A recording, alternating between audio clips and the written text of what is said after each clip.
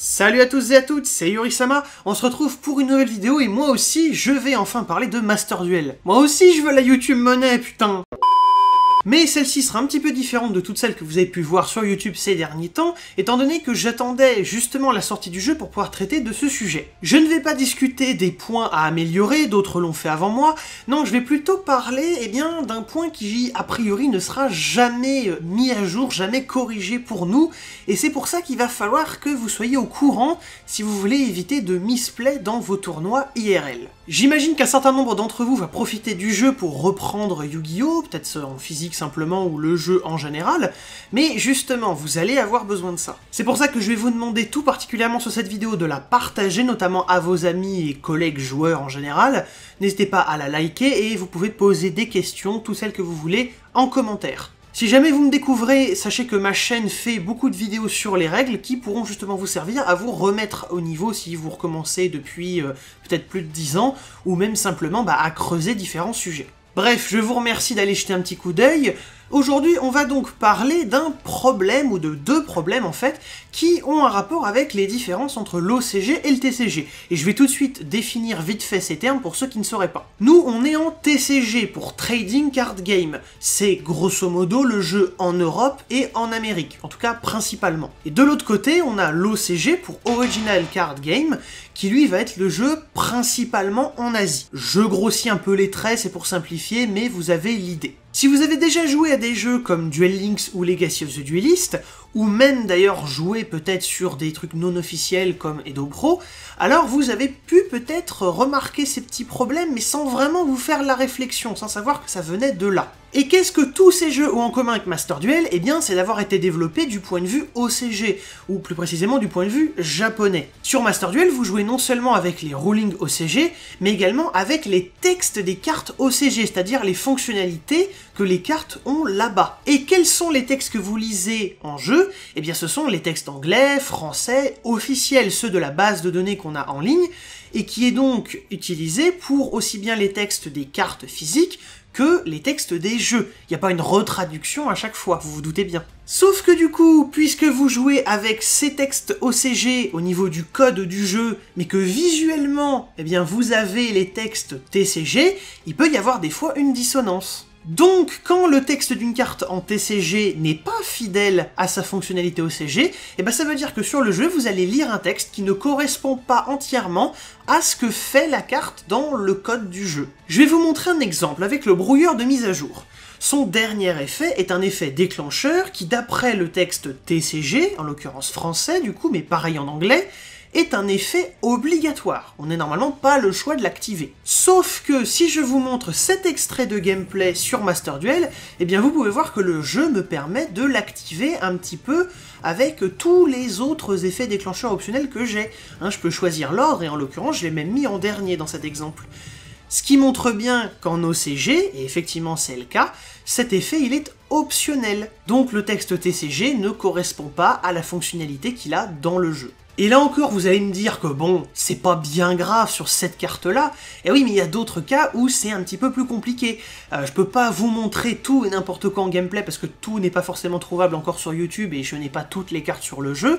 Mais je peux par contre vous montrer une chose. Ce site internet. C'est un site qui est fait par les fans et qui regroupe deux choses. À la fois, on a les textes TCG qui... Bon, on les applique comme en OCG, mais ils pourraient être un petit peu plus clairs, un peu mieux rédigés, mais surtout, il y a les cartes dont les textes TCG ne correspondent pas du tout. C'est-à-dire, il y a un ou plusieurs éléments qui vont contredire la fonctionnalité OCG. Par exemple, si je vous montre Guru, eh bien, la différence de rédaction, pourtant vous voyez que c'est pas beaucoup de mots, mais ces simples différences font que quand on résout son effet de flip de cartes, eh bien en TCG, si on ne peut plus en flip qu'une seule, eh bien on va quand même la flip, tandis qu'en OCG, on doit absolument flipper 2 à la résolution, ou alors c'est 0. Ceux qui jouent le deck comprendront à quel point ça peut avoir de l'importance. Si je vous prends cet autre exemple, eh bien en OCG c'est un effet qui ne s'active pas, un effet qu'on applique simplement à l'invocation, Tandis qu'en TCG, eh bien, ça devient un effet qui s'active à l'invocation. Donc ne vous étonnez pas si, en plein jeu, vous vous rendez compte que d'après le texte, ça devrait démarrer une chaîne, et puis en fait, non, ça va juste s'appliquer. C'est parce qu'en OCG, ça ne s'active pas. Du coup, à l'avenir, si jamais vous avez quelques doutes quant à ce qu'a fait le jeu vis-à-vis d'un de vos effets de cartes, eh bien, allez voir ce site, ça peut être peut-être là que vous trouverez votre réponse, je vous le mets en description bien sûr. Alors je rajoute un petit bout, puisqu'effectivement depuis que j'ai enregistré cette vidéo, il y a eu de véritables bugs qui ont été trouvés. Konami les liste directement dans le jeu et indique s'ils ont été corrigés ou pas encore. Mais donc oui, des fois le problème viendra du jeu en lui-même. Il y en a certainement encore bien d'autres à corriger, j'en ai vu passer, mais de toute façon, dès que vous avez un problème, n'hésitez pas à demander, parce que j'en ai vu passer beaucoup des plaintes, et au final, dans la majorité des cas, c'était la personne qui avait mal réglé sa priorité, ou alors une règle qu'elle ignorait. Bon voilà, ça c'était le premier problème, maintenant on va pouvoir passer au deuxième, qui va concerner l'activation des effets déclencheurs, cette mécanique de jeu là en général. J'ai fait une vidéo sur ce sujet, je vous la mets dans les fiches, mais je vais quand même résumer très vite, et au cas où, si vous comprenez pas tout, il y a la vidéo. Donc pour rappel, voici le système d'activation des effets déclencheurs en TCG.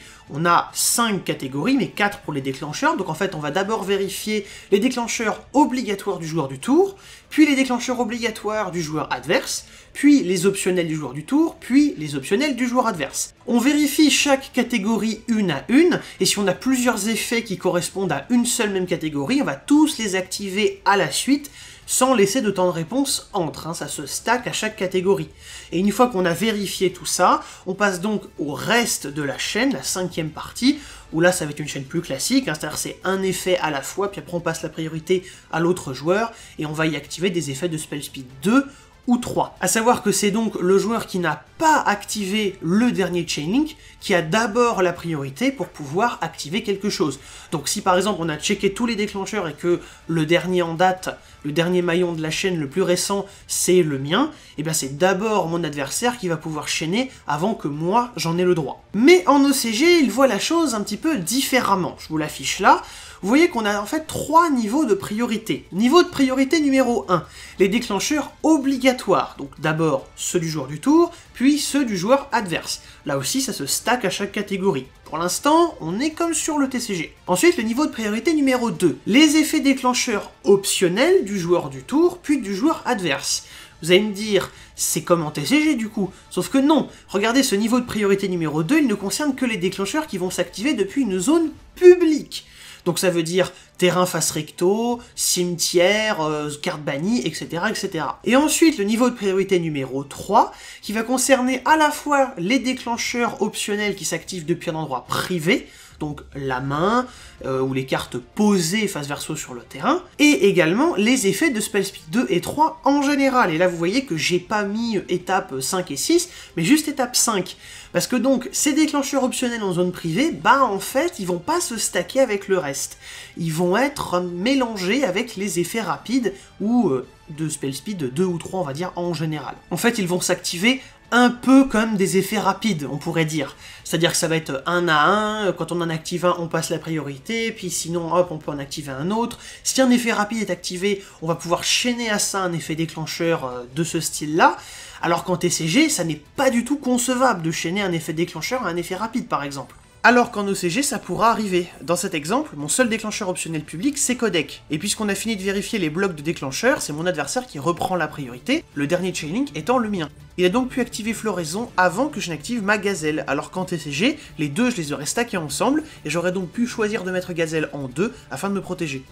Par contre, là je vais vraiment insister sur un point, je dis que ça se fait un peu comme des effets rapides, mais ce ne sont pas des effets rapides en OCG, ça reste bien séparé entre effet déclencheur et effet rapide. Par exemple, il y a une règle qui va concerner uniquement les effets déclencheurs, c'est qu'on peut pas avoir deux effets déclencheurs qui s'invoquent spécialement depuis la main dans une même chaîne. Si je vous montre un exemple, vous voyez que là je n'ai pas pu mettre Gazelle et Exceed depuis ma main pour ce spé depuis ma main dans la même chaîne, il m'a pas proposé d'activer le deuxième, parce que je peux pas faire ça. Par contre, si je passe à un autre extrait que je vous montre du gameplay Farstar, et bien là vous voyez que les Lycoris en main qui ont un effet rapide pour ce spé depuis la main, on peut en mettre plusieurs dans une même chaîne, parce que ce sont des effets rapides, et les effets rapides n'ont pas cette règle-là. on peut en mettre autant qu'on veut. C'est du coup le principe d'ailleurs de Lycoris. Et pour revenir du coup sur les déclencheurs OCG très vite fait pour conclure, sachez que si une carte va activer son effet déclencheur depuis un endroit qui est normalement privé, mais que la carte à ce moment-là, elle est publique,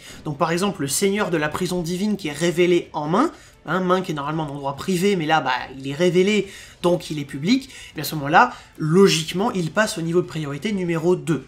Finalement, quand on regarde la liste, c'est assez intuitif, mais c'est quand même bien de le préciser. Enfin bref, du coup, ne soyez pas étonnés si vous voyez des petits soucis sur Master Duel, ce sont peut-être pas des problèmes, c'est peut-être simplement que en OCG, ça fonctionne comme ça, et c'est un petit peu différent du TCG. Soyez bien conscients de tout ça pour ne pas reproduire aveuglément les mêmes erreurs en physique, parce que du coup, effectivement, ce serait bien des erreurs à votre local TCG. Et ne vous faites pas avoir non plus par des joueurs qui ne seraient pas conscients de ça, et qui essaieraient de faire comme sur Master Duel, sauf que non, c'est pas possible. Bref, je vous remercie d'avoir regardé cette vidéo, encore une fois, n'hésitez pas à la partager, à la liker et laisser un commentaire. Je vous donne rendez-vous très bientôt pour une prochaine vidéo Rolling, et il y a même d'autres petits trucs qui se préparent, ça prend un petit peu de temps, je sais, mais ne vous en faites pas, je travaille sur un petit peu autre chose aussi. Bon. Bref, sur ce, je vous dis salut les gens!